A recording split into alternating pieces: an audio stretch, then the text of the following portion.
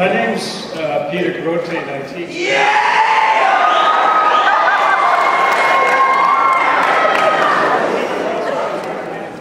And sometimes I have students from 10 or 15 countries in my classes, and so I hear this wonderful symphony of accents. And sometimes in my dreams I'm hearing these beautiful accents. So based on that, I'm going to tell you about 13 international students I met from 13 countries as they came to the Monterey Institute. And I thought you might be interested in their impressions just after they came. The first student I met was named Jean-Pierre Bétier from France. And he said, when I come to Monterey Institute to study international policy studies, because I want to, the French people want to find out why American people vote like they do. For example, you voted 2 times for George Bush. And forgive me, but in France we think George Bush is not very intelligent. You know?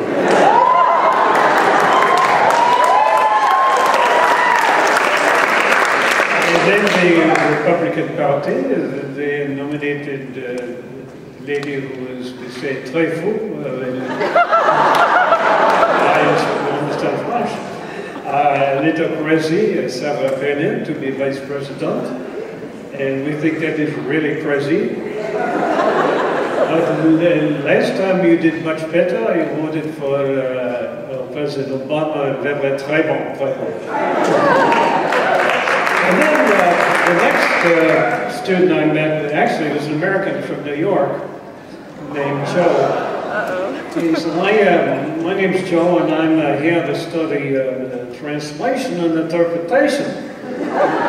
And I just talked to this professor who's from England, and she said there is a rule in TNI that nobody with a New York accent can study TNI. Which really upset me because we have such a beautiful accent.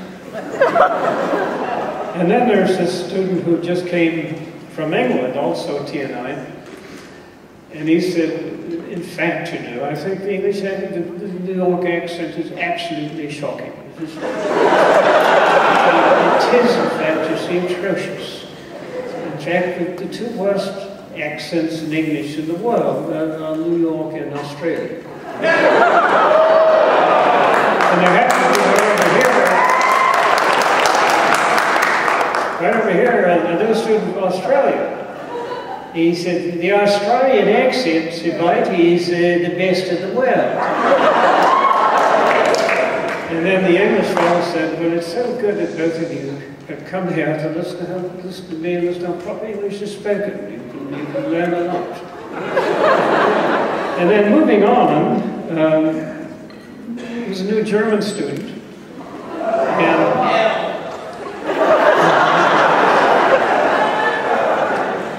And I said, no, in Germany, they say in German, wirklich pünktlich. If someone says, come at 3 Uhr pünktlich, it means 3 o'clock on the nose. Exactly 3 o'clock, yeah? And it's very shocking for me to come to the classes and see the professor is 4 or 5 minutes late to the class. And it's something that I will never get used to here in Monterey. And then the next fellow was from Latin America. And he said, well, I really, the people here in Monterey are really lovely, they're very friendly. I invite my mother and my father and my sister and my cousin.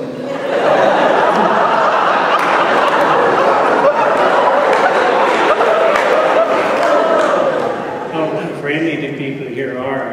Muy amables, we say in Spanish. But I go to the class and the professor is already lecturing and I get there 15 minutes late, but he's already started.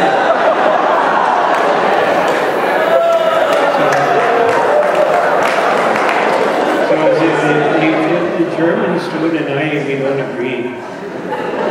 And then the next one I talked to was a Norwegian. We have 12 Norwegians here.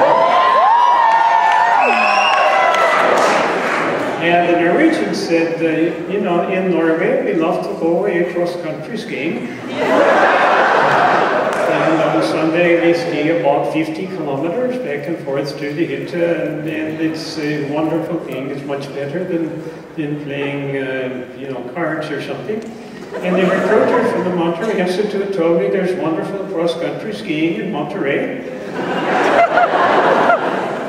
So I came here, and there was no snow, but we still liked the Monterey Institute anyway. And then there was a new Russian student, and he said, in Russia everybody knows that the Russian have, the word in Russian is Ruskaya dusha, the Russian soul. And so I came to the United States to see if American people have the same Russian soul. And everybody here is very nice, very friendly, but I found that you do not have a Russian soul. And the next one to come happened to be from Edinburgh, Scotland, and he said, you know, we Scots are very tight with our money. And a Scottish person doesn't want to pay the Monterey tuition, so he went home.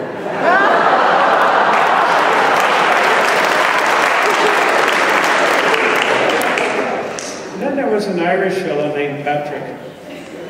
And Patrick said, on his deathbed, my grandfather, rest his soul, said you ought to go to the Monterey Institute because there's a fellow named Seamus who's in charge there. And he said they have a wonderful St. Patrick's Day parade there, and everybody's wearing green, you know, on St. Patrick's Day. So I came to the Monterey Institute, and you know what, on St. Patrick's Day there was no parade, like my grandfather said. And only 2 people were green. But I like the Monterey Institute anyway. And next year I will start a St. Patrick's Day parade. I'm almost finished. Those of you in T-Sol that were here last year may remember Thule Ndaba from South Africa. Wonderful human being who spoke the clicking language, which they call Grothe. And Thule, when she came, she said to me, in Grothe, Pabe, Imbabosi, and Gole, and Pole. And I said, Thule, I don't agree with you.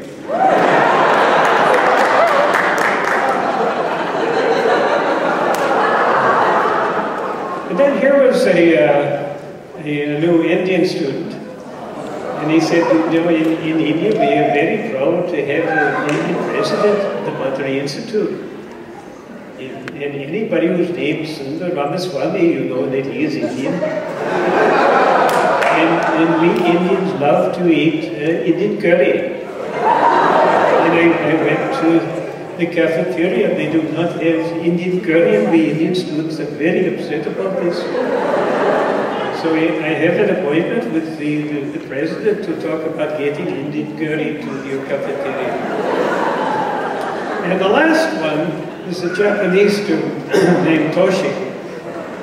And he said,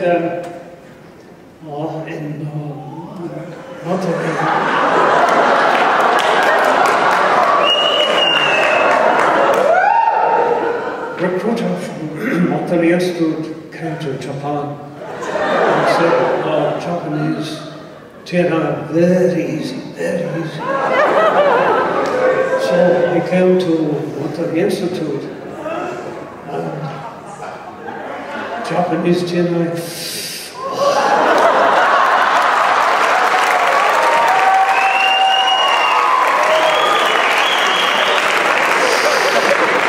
very different.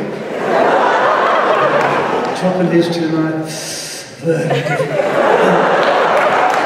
I take good pictures with the Japanese camera, so I am happy. Thank you.